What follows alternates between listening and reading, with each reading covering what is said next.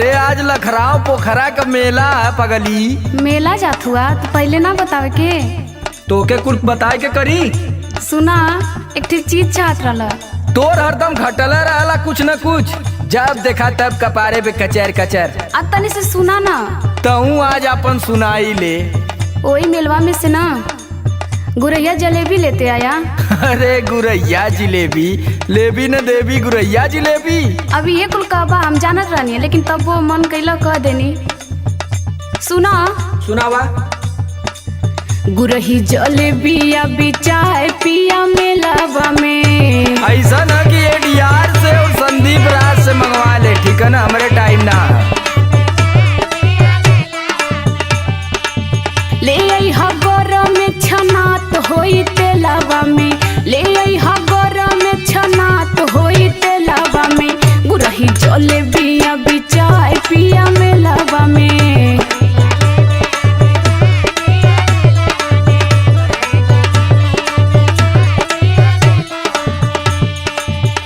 जब देखा तब तोरे लारे चुअला, पेट ही नहीं कारे।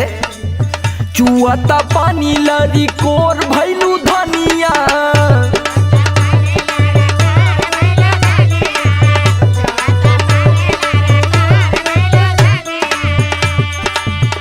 और नन होवे के चाटत चटोर भैलू धनिया, चटोर भैलू धनिया। चुअता पानी लरी कोर भैलू धनिया।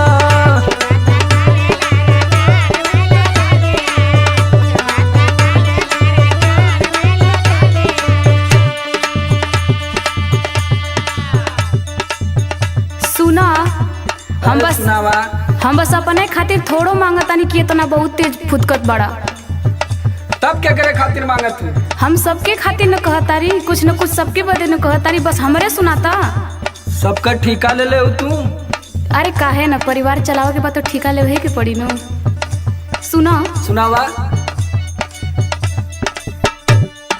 अम्मा जी के लिहा पकौड़ी, बाबू जी के केला।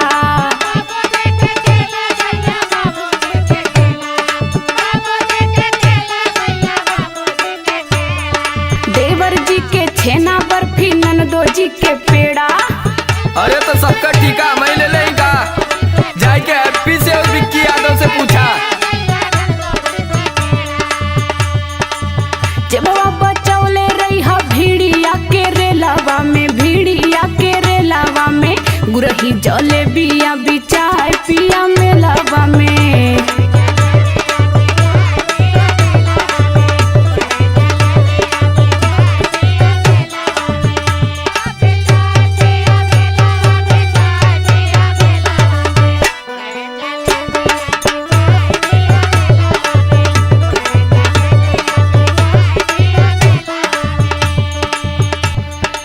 अच्छा ये बतावा कि अब इन कलियां गए ललू बाजारे न? हाँ वो तो गईले रही। किसिम किसिम का कुल खाए के इलू है, तबले आज तोरे फिर लगल बढ़िया है भूख। अलिया न देता कि लगला बने। जब हम बने लगल तो वहाँ छने लगी न।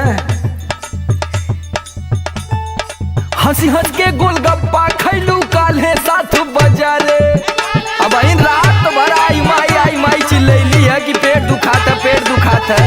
फिर होत भी अनवा जिलेबी चाहे लगल तो के बेना रात डोलावत बीतल हा गरमी के मारे।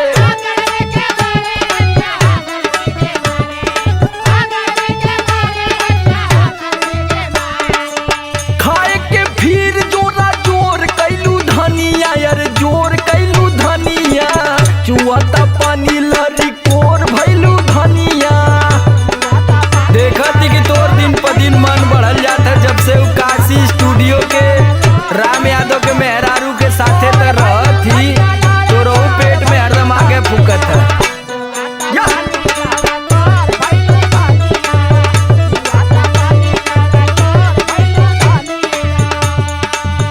सुना सुनावा जल्दी हो जाए लोग, भैया मनोज भैया सब लोग निकल जाए हैं तो हमके बड़ा दिक्कत हुई। वही लोग के बारे में तो बतावा जाता नहीं, तबले टोक देला। उधर न तुनी भैया भी लेके बाइक अपन निकल गए हुए। हाँ ते लोग को बात मत मनिया।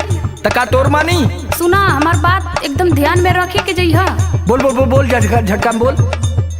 चरखी झलुआ पे मत चढ़िया कितनो केहू कही। अब तो ही हमके सिखैबी तू बैली आली जोन की चुप रहो नहीं तो फोड़ दे तोर मुहवा। सुनर सुनर लड़की अइहे नियत रखिया सही। तो का हम केहू के लाइन मारत ही। समर आलोक ना भुलाई जइहा खेलावा भुलाई जइहा खेलावा में गुरही जले बिया बिचाए पिया मेलावा में। बात याद रखले रही हो। सब याद है सब याद है।